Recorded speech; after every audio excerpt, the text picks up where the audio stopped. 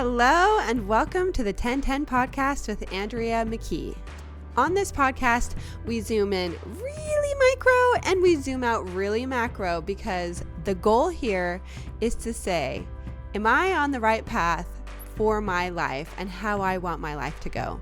And if I am, then let's keep going, let's keep doing it. And if I'm not, then let's be brave enough to pivot. Because as far as we know, we have one life to live. And that is now. So there is no better time than now to choose what is next. The reason I am calling this podcast 1010 is because I am a mirror of you and you are a mirror of me. And every single person can learn something from another person.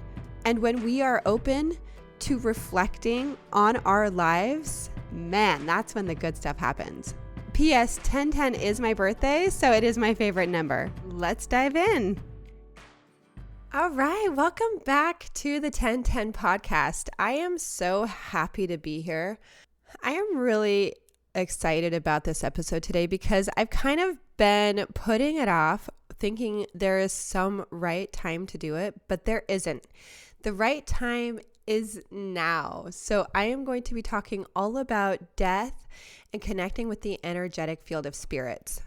Now, my beliefs about what happens in the next realm have shifted significantly over time. Now, I do believe in spirit, consciousness, energetic fields, maybe all of the above, and maybe we experience it as different things at different times. I don't necessarily feel the need to go into what specific beliefs I have or that I have to nail them down in order for this to be legitimate. So one of the ways that I like to think about us as human beings feeling connected is an energetic field that we all tend to experience in some way. And that is often through things like, and you have most likely experienced this as well, where you'll be thinking of somebody and you'll be like, oh, I need to text them. And guess what? They text you. Or you're like, oh, I need to call this person. And then they end up calling you, or vice versa. I believe it's because we are connected energetically to each other and we are part of this earthly experience where we are entwined energetically, and especially with the people that we know and love and the people who matter to us. And sometimes those people that matter to us, that experience with them changes over time. You know, I might be thinking of someone that I haven't talked to in years, and then we both start thinking about each other at the same time because there's something in our lives that actually needs to connect. And that's what I feel. Some people think they're being led by the Spirit of God. Some people think it's Holy Ghost. Some people think it's, other things. I personally believe it's an energetic field that we all participate in. And when we can connect to that and open up to it and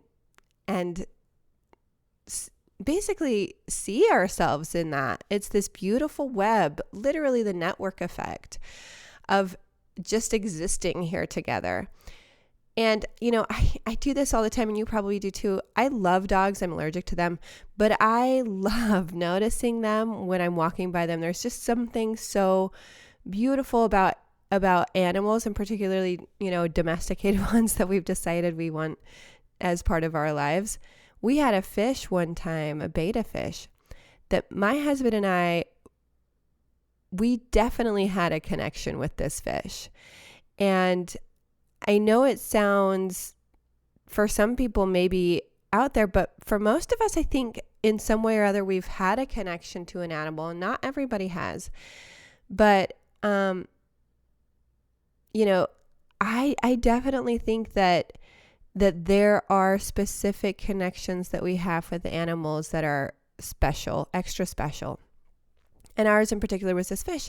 And even after this fish passed, which experience in and of itself was pretty remarkable, just the way that it felt like it waited for us to wake up in the morning before it like said its last goodbyes and then took its last breath. I don't know. Do fish breathe? That they breathe underwater? Yes. Okay. And so it took its last breath, and then it literally felt like it was waiting for us. And I do believe that these connections can be really powerful for us and make us think more deeply about what is life and what is actually part of this experience. And that actually moves us onward into the next story that I want to tell about in 2020, when I started feeling like I needed to pursue music. Not even just that I wanted to, or that it was like, it wasn't an ask. It was like, this is your job. And if you don't take it, you will look back on your life and regret when you're 80. Like, why didn't you just give it your full effort? And every single day for 5 years prior to that, it was these thoughts in my mind. Why aren't you writing songs? Why aren't you writing? Why aren't you making music? Why are you doing everything else but this? And so that's why eventually I ended up selling the company that I created for athletic adventurous women called Sweat Seat. It was a seat cover to put in your car. It was a fantastic design, but it wasn't my soul's true purpose. And even though I absolutely loved what I built and I was so proud of it and my customers were so happy with it, I kept hitting block after block after block. And it was like, why are you not writing songs? Why are you not writing songs? And so eventually on Christmas morning at 3 a.m. when I was awake, I was like, I'm going to do it. I'm going to pursue music. And I don't know exactly what it looks like and what this is going to be like for me. I now have 3 children. I don't know what this is sort of going to hold for me. And so I just decided, okay, I'm going to. So in 2021, I wrote 42 songs, which is quite a bit. That's a little less than a song a week. And when you're a busy mom, that's quite a bit.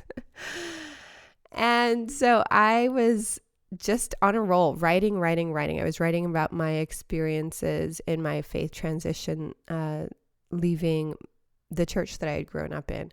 I was writing about love. I was writing about my children. I was writing about my life and about healing. And I mean, about everything. I was writing about everything, and it was so satisfying to my soul. I felt so incredibly fulfilled, and I genuinely believe that creativity is one of our greatest sources of power here on this planet. Is when we create something, we just magnify ourselves. And whether we are creating from ourselves, from our own thoughts and experiences, or whether we're channeling some other energetic field or person or spirit from a different realm, may vary from time to time. I don't think necessarily that we are the geniuses. And Elizabeth Gilbert talks about this very idea that we are partners with the unseen world and with an informational field or an energetic field or spirits who want to manifest their ideas into this realm, this physical experience. And my personal experience with this was that when I was doing so much writing in 2022, I started thinking about, and this was early 2022, I started thinking about my roommate who passed my freshman year of college. She and I were roommates. We had a great time together. She was vivacious and fun and joyful and so full of life. And she was a songwriter, but she played guitar. And so she would frequently get her guitar out and play songs and write songs. And I started getting this sense in 2022 that she was actually helping me, that she was writing with me. and that she wanted her ideas to be manifest into real life. And some of these songs that I was writing at the time were deeply healing. Like one was called Surrender, one was called It's Okay. And it never occurred to me until this time in 2022. I mean, I lost her back in 2002. I had grieved the loss of her from the perspective of her family. And I don't believe I had ever fully experienced the loss, the physical loss of her for myself. And it wasn't until I felt her helping me write that I actually felt really sad that she wasn't physically with me in person to help me write and for us to be each other's cheerleaders for writing and playing and making music together. So I wrote her a letter, and it was like a 3-page letter of how much I missed her and what I feel like she's been doing with me lately in helping me write, and how sorry I am that I didn't get a chance to fully be in her full presence and appreciate exactly who she was entirely. I finally grieved her loss, but then I was grateful for her presence because she was still influencing me all these years later. And in our realm, we think of things in terms of time. And so for me, it's been like 20 years, but for her, time doesn't exist. I mean, things just happen. Imagine a child. Time doesn't exist. My 5-year-old still says things like, he thinks something that happened 2 years ago happened yesterday. Like in his mind, all things are they're just recalled because they happened in the past, but to him that past doesn't sort of hold time frames. It just is in the past, or it hasn't happened yet, or it's in the now, but there is no timeline for him. And as C.S. Lewis said, we are like a fish out of water in our timeline experience here on earth.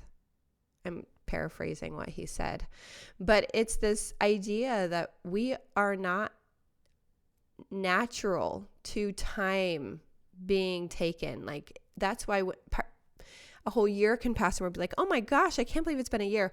Or a whole month can be like, where did the time go? And we're always just so confused at how time passes so quickly. It's because it's not natural for us, but it's the state of our existence in order for us to function in order.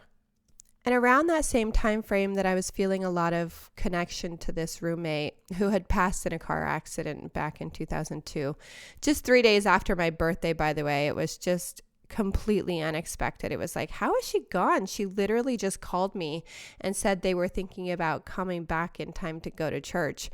And it was like 1 a.m. I was like, can't you guys just wait until the morning? And she was like, no, like her friend really wanted to get home to go to church, and so they decided to, and within an hour he had fallen asleep, and sadly she was killed in an instant when they ran into a telephone pole, and he walked away with no scratches. And this in and of itself is like this idea of convergence for me is a whole different topic and episode that I will definitely be touching on at some point. This idea of how things collide and why they collide when they do, and our role in that collision or potential collision. So convergence will be a future episode. All right, so during this time that I was feeling her connection to me with music, I started feeling my grandmother's presence, my dad's mom, a lot. Just regularly remembering her and thinking about her and feeling like she was around me. And back then I was like, am I just imagining this? Like, why am I making this up? But I've since come to just trust myself that when I feel these things, it's because it is real. And I don't need to doubt I don't need to question and second guess and, think I'm making it up, because I'm not. And so I kept feeling her presence. And around the same time, I ended up doing a psychedelic healing session. And in this session, nothing in particular happened regarding my dad. But when I woke up in the morning and then the next day I ended up calling my dad, I called him because I felt this draw to call him. And I ended up just feeling like I needed to ask him some questions about his life. Now, my dad was a very troubled man.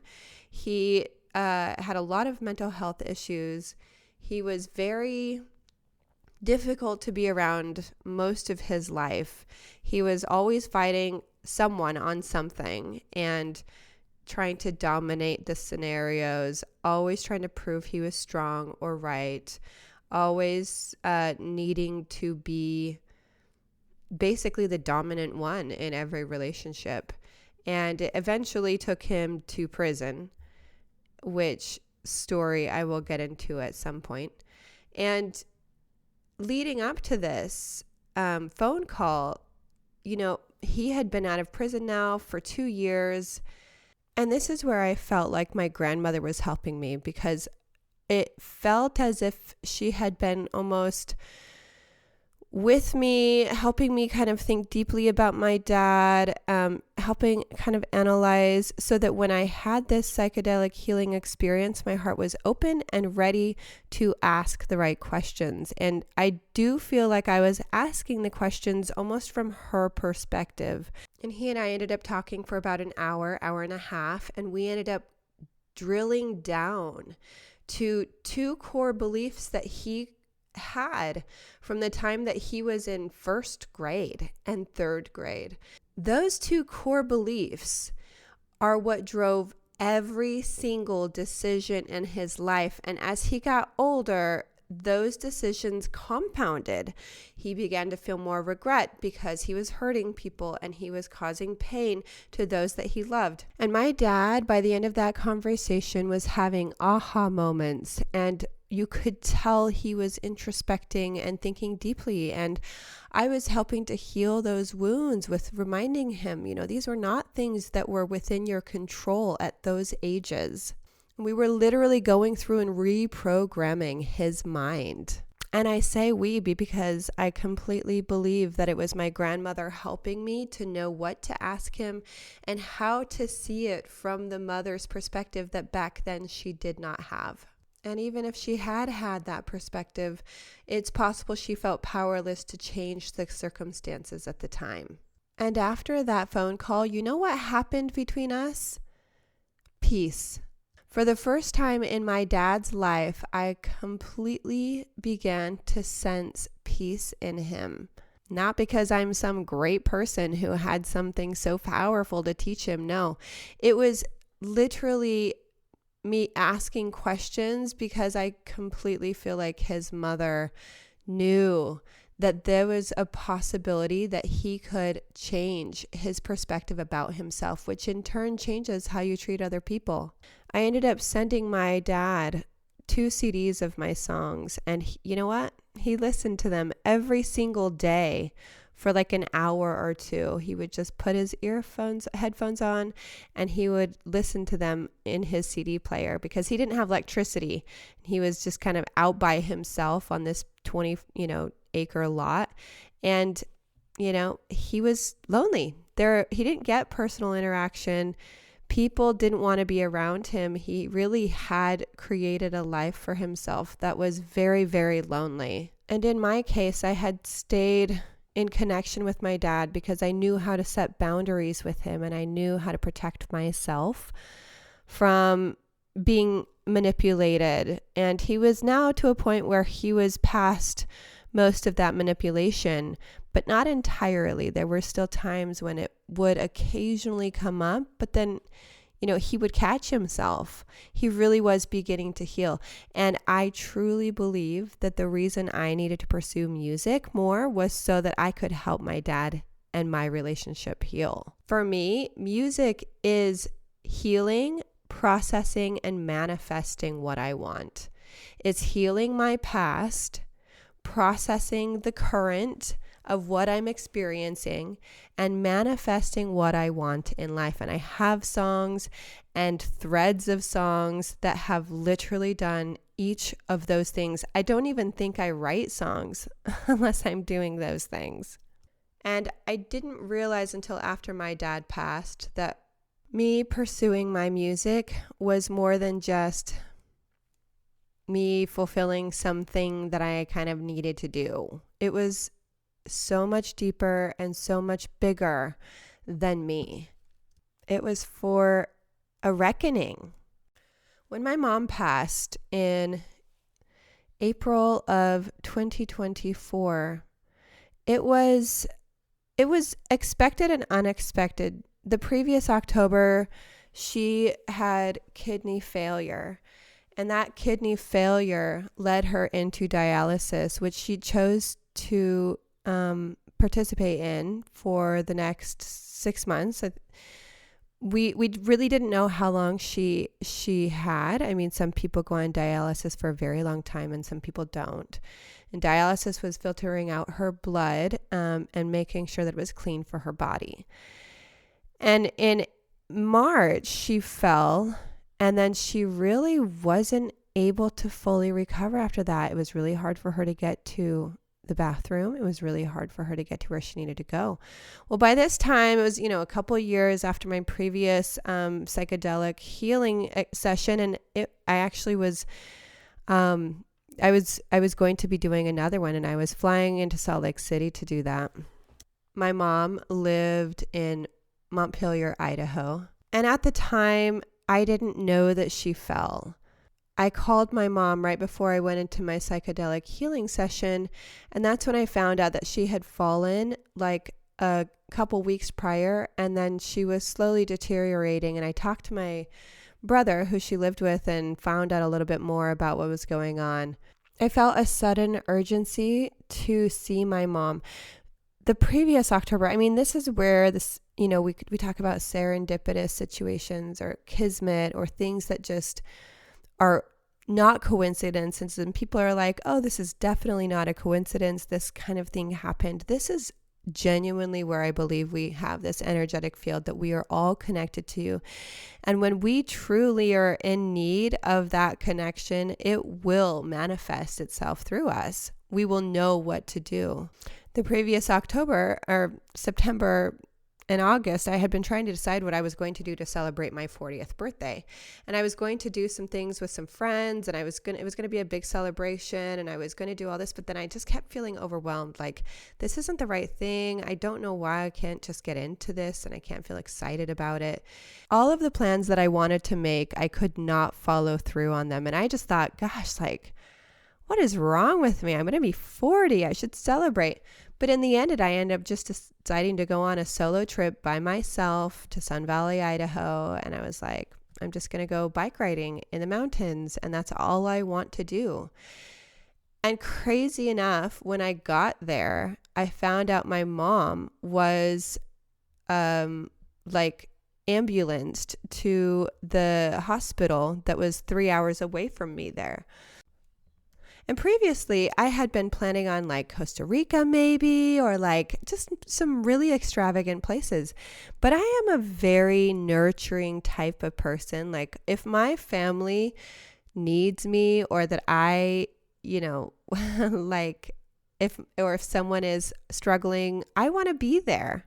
Not to a point of depletion. I do believe I can have boundaries for myself, but I do enjoy nurturing and being there for family members. So when I found out my mom was in the hospital 3 hours away, I was like, I'm going. So I just drove for 3 hours and saw my mom, spent some time with her, got her flowers, and then went back. I just made sure I opened up my time for her. And I was really grateful looking back on it, because hindsight's always 20/20. You know what they say. There's a reason why we have all these little idioms and sayings in our culture. It's because these things are real. Hindsight is 20/20. And when I looked back, I was so grateful while I was there. Wow, This is why I couldn't follow through on anything that I had been planning, and why I couldn't get excited about anything else, because I didn't know this was going to happen, and that I would prefer in every way to be there for my mom. And then, of course, fast forward to me having the psychedelic healing journey. And then 3 weeks after that, I flew back because we had been talking to my mom and basically let her know, because it was so hard for her at this point to get in and out of a chair. Her leg was so hurt and she was in so much pain going back and forth to dialysis that it was exhausting, and really, really to a point where she wasn't going to recover from her fall. So we told her that if she wanted to stop going to dialysis, that we would support her and that we would be there with her when she passed, because she would have a few days before she actually passed from when she stopped doing dialysis. And that's what she did. She decided she was going to stop doing dialysis about a week later, and then I got a flight out. My brother and I, and then some other siblings dropped in. My brother and I spent the last 3 days with her, playing beautiful music, playing music that touched us deeply, including a song I wrote for my son just a couple months prior called Goodbye for Now. When he went to preschool, I wrote that song for him. I came home bawling from dropping him off and decided to write him, and it was very much had elements of my own mother in that song, because of things that she used to say to me when I was little that I found endearing. I added those into the song. So I massaged her feet and brushed her hair, and my brother and I made sure that she got to talk to everybody who really mattered to her. And in a moment when it was just she and I said to her, Mom, if you want to come back after you pass and just tell me about what it's like over there, I would love for you to do that. She chuckled and she said, well, we'll see if they let me. I went to sleep the last night before I thought she would pass, and I said to her before I went to sleep, I said, hey, Mom, I know you can do this. You can pass to the next life. It's okay. You're safe. And it's time. We will all be okay, and we will miss you, but we'll be okay. I gave her a kiss on her forehead, and I knew she wanted to be alone. She couldn't talk anymore. She was doing the rattling breathing, so I knew it was time. And I went to bed, and as I was drifting off to sleep, I saw her face. And I don't mean that I imagined her face, because it wasn't me imagining her face. It was a transparent view of her face in face size in front of me. And she smiled with that beautiful smile that my mother has. And then she went and she said goodbye. And then I dreamed of her that night. She and we were frolicking through fields, and she was wearing the most adorable jeans, and we were having such a good time.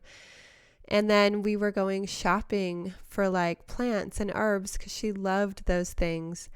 And then eventually in my dream, she was sick and lying on the floor, and I was kind of tending to her and tending to the plants in the room and making sure that she felt comfortable and safe and warm. And when I woke up in the morning, I knew that she had passed. And I went in and I said to her, Mom, I'm so proud of you. That was so hard to do, but you did it. You stepped into the unknown.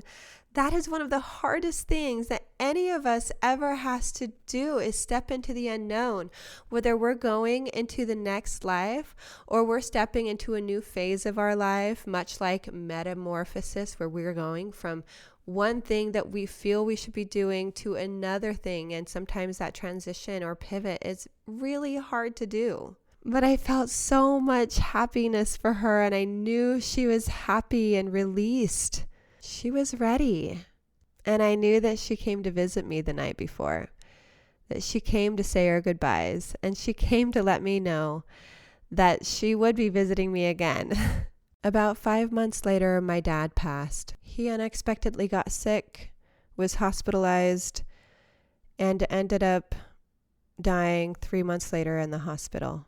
I won't go into the details of that story, but he had amends to make. And now that I think about how hard it was to see him suffering in that hospital bed for 3 months and not getting the care that I felt like he should as a human get.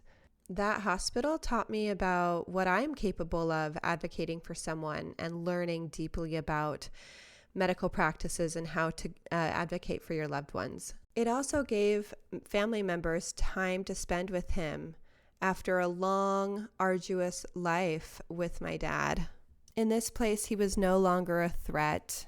And I suppose because I have an interest in the next life and how it works, and maybe that was inspired by my mom's deep interest in near-death experiences. But of course, I had to say the same thing to my dad. And so I did. In a quiet moment, I said, "Hey, Dad, if you want to come back and tell me about what it's like over on the other side and tell me what you're doing and what you're up to, I would love to know." And I took my guitar and I would sing to him. My parents both loved my singing, and from the time I was little would call me a little songbird because I was singing everywhere I went in the house, and I still do. But unlike my mom, after she passed, I felt her presence nearby. I saw her essence everywhere around me for weeks and months. But with my dad, when he passed, it was like he was gone.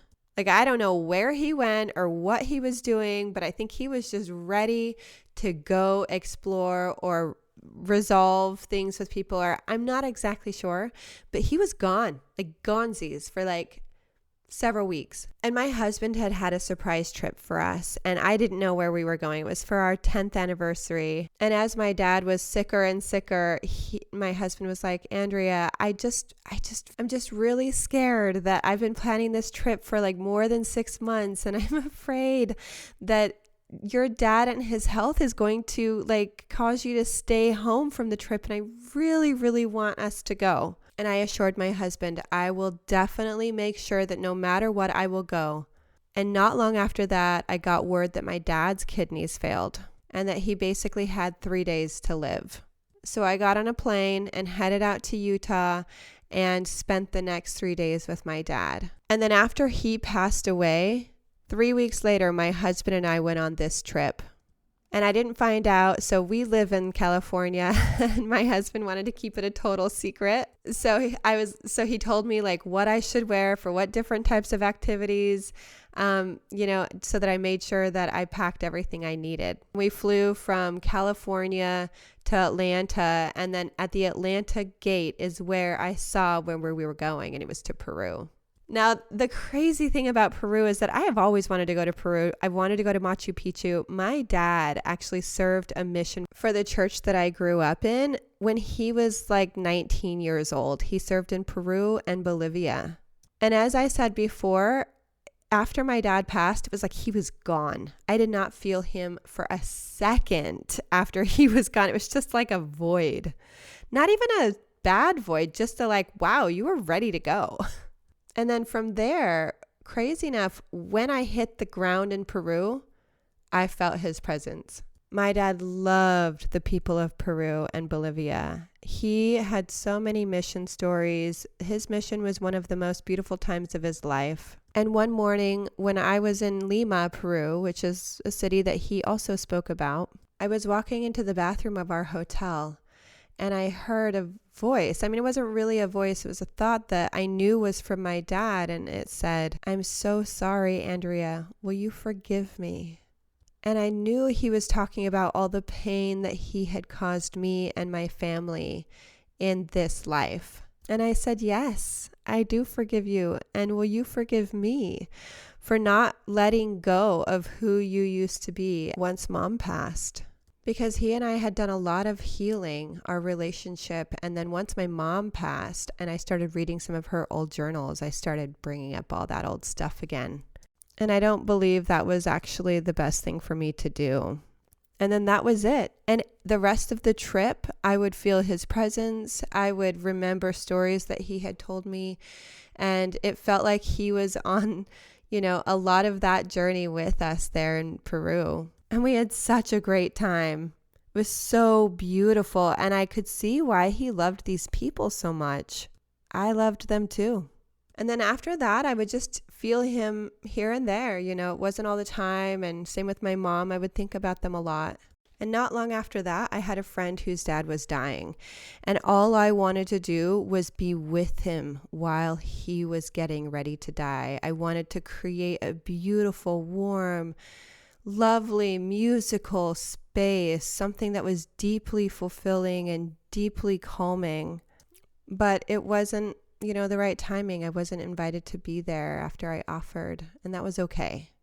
And, recently, in fact, just a couple days ago, and this is why I felt so compelled, not even compelled, just like a knowing, like this, okay, it's time to kind of share some of these things and like put all the dots together. Because I kind of last minute decided to go for a run on this beautiful trail, green grass all along this trail and kind of a cloudy day. And it was just honestly just the most perfect weather.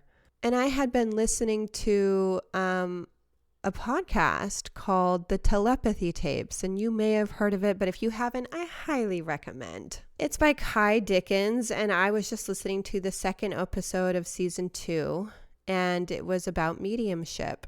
I've had a recent interest in mediumship, mainly because I've had a lot of experiences with my parents passing. I mean, I've had many dreams of my mother, and I can go into some of those if I have a little bit of time here, but just so many connections to the other side that feel legitimately real. And I had a recent tarot card reading at a going away gathering for a beautiful friend of mine.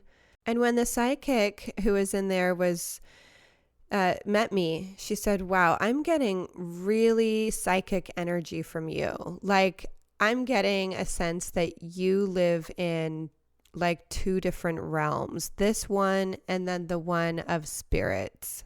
And I was like, I feel that. I definitely have a desire to be close to my parents, even on the other side, and to know what they're doing and to kind of understand what's going on over there. And she just said, no, it's very palpable here with you.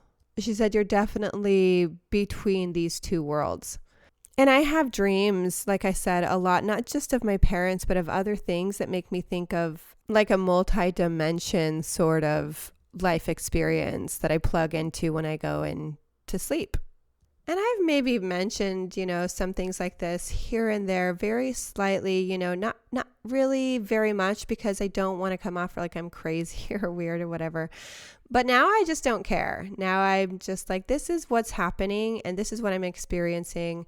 And I know I'm not the only one. I know there are other people out there who do, but because it's not normal and it's not kind of like in this physical realm that makes sense to most people, we just kind of want to avoid talking about it so we don't sound like crazy people. When in reality, we're just connected. And one of the things that Kai Dickens said on her podcast, which I can definitely relate to given my experience in religion and with my own dad, who was very mentally ill in a way that was very harmful to people, including himself. But I think that mental illness sprung almost as, it was cyclical, right? There's depression, which also came as a result of not being able to live up to his ideals, but then also his, those core beliefs that I was talking about, earlier on this podcast that really shaped his view of himself and his place in the world and his need to dominate, which then of course pushed everybody away and led him to do very harmful things to other people. And when people say narcissism, I mean, my dad very much embodied that. It was the grandiose, I am above everyone else and you need to learn from me kind of attitude. So back to the Kai Dickens quote where she said that if religious men claim that they have seen a spiritual being, we praise them and say, wow, you really are connected to God. But if a woman does, then we tend to think, oh, she's a little crazy. There's a little witchcraft going on. There's something maybe not quite right about what she's doing. And this is very much the narrative of our culture. And that's okay. And I'm just to a point where I'm deciding it's okay for me to say what is happening, because I know I'm not the only one who experiences these things. And the more that we say them out loud, the more that I feel connected to other people. Taylor Swift has been instrumental for me in accepting my own femininity and my own beauty of being a woman. Her song Marjorie was very inspiring for me. It was about her grandmother, who she felt really was with her.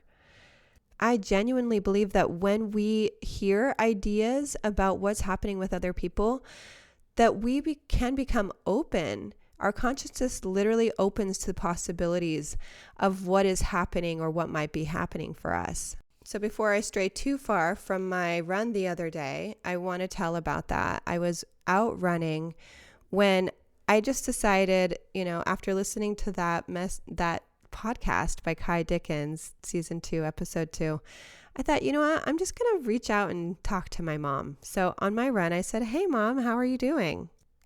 And I just got the response of, "I'm here. I've just been spending time with you, helping you with your music, helping you with your podcast, helping your siblings." Like, she's just spending her time helping us. And then she said, "I'm helping you be safe on the freeway." And specifically, the day before that, I had been merging onto the freeway, and they're doing some construction, so it's a little bit tighter of a merge than normal. And as I was merging on and going the typical speed that I would merging onto the freeway, there was another van coming toward me in the lane that I was merging into. And I just wasn't sure if I should speed up or slow down, and maybe that was just my bad. But I ended up not quite knowing what to do, and this van ended up having to kind of skid to a stop. And then as I sped up.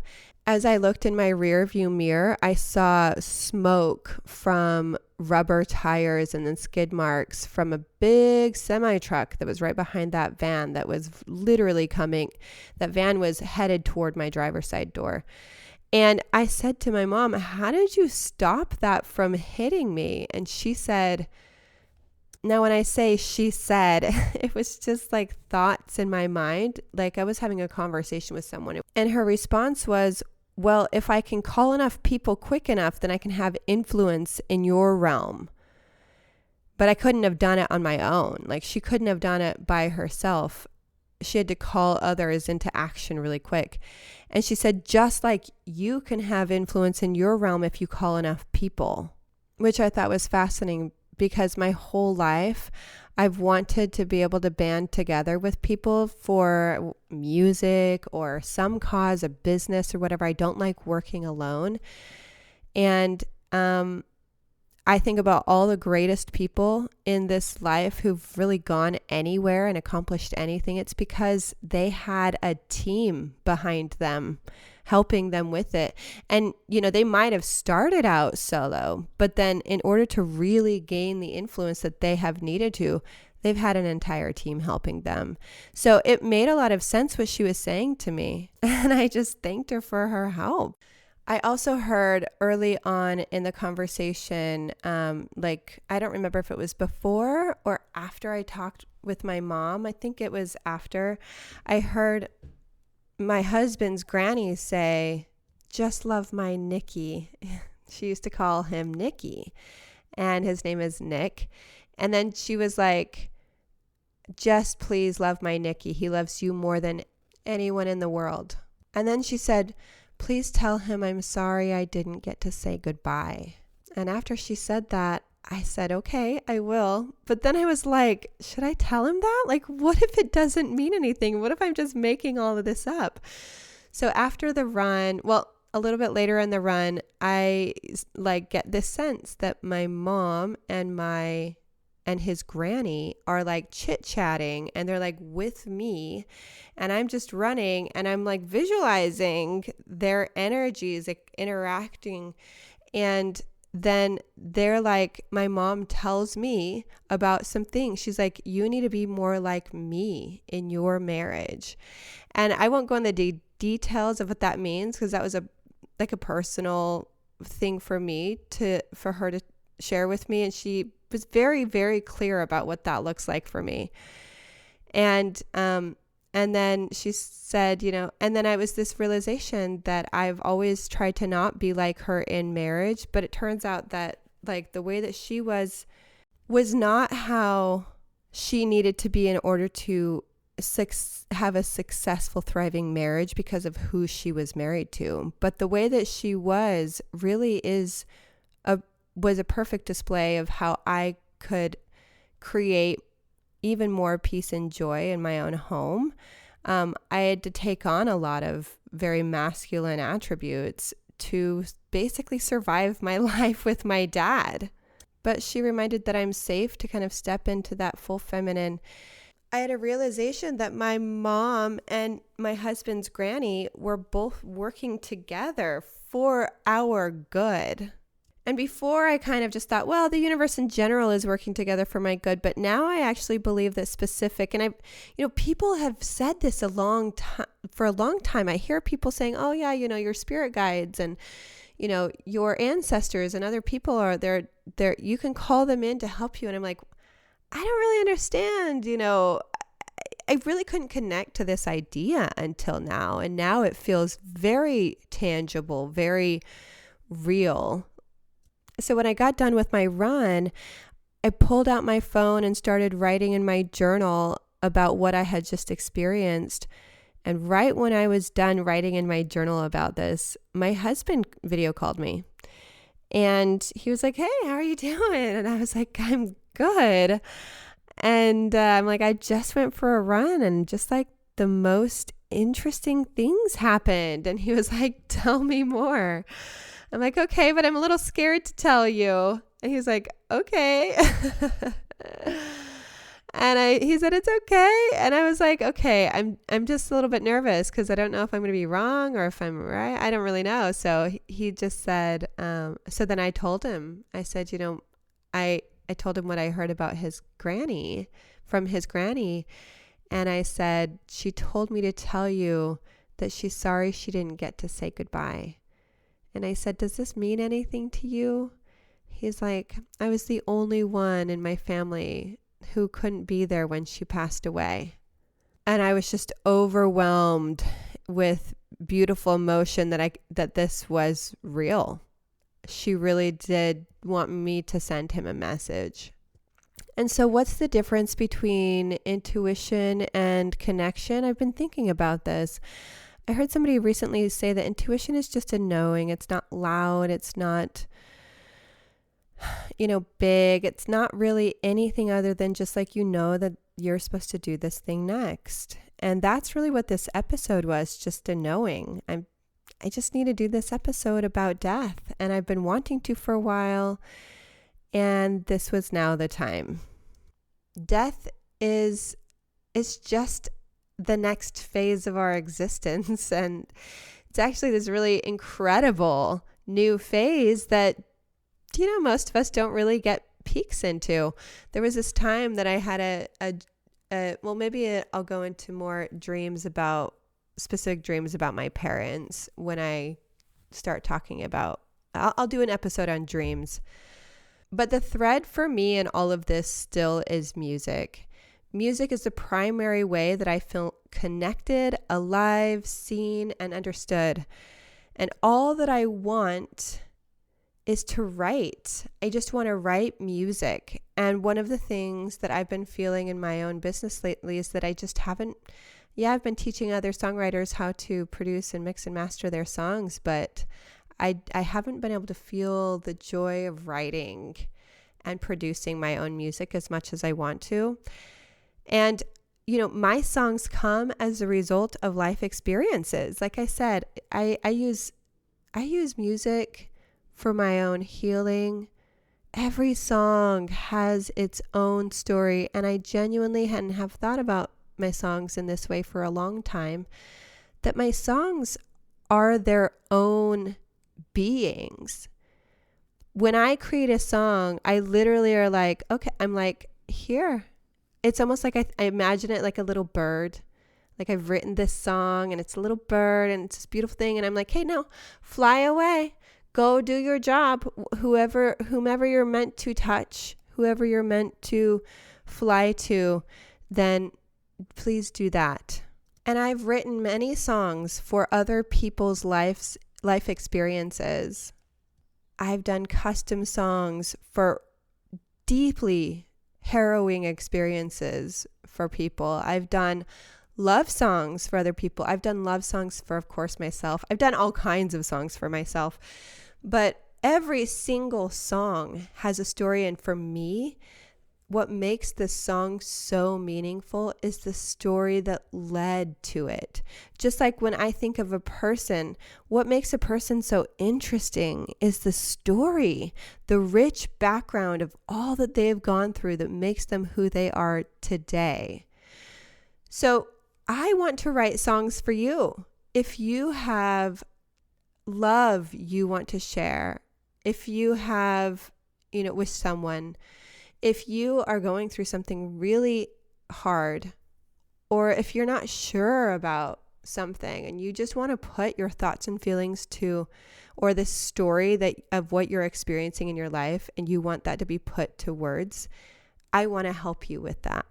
If you're ready to feel seen, understood, comforted, healed, or if there's something you want to manifest, I want to help you with that. I truly believe that I manifested my amazing husband through my songwriting, and that I healed my relationship with my dad through my songwriting. And it was by having the song and then playing it.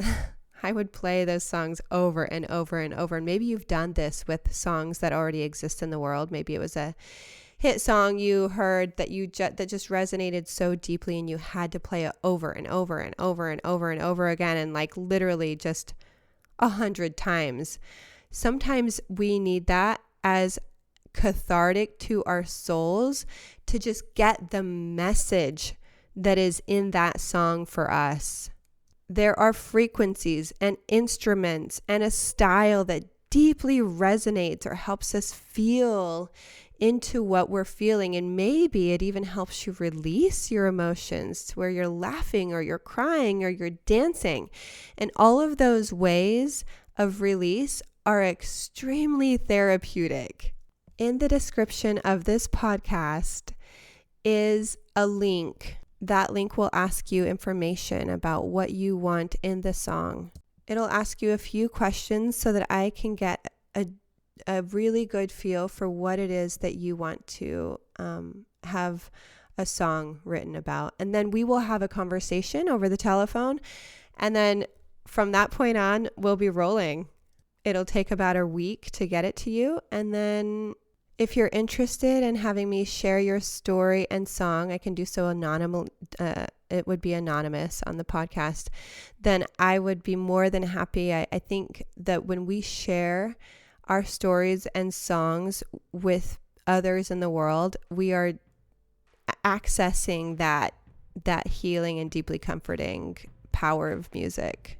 Let's work together. The links are below. And as always, have a beautiful, beautiful day. Notice the sunshine. If you have sunshine, notice something beautiful today. Until next week. My name is Andrea Belita, and this is the 1010 Podcast.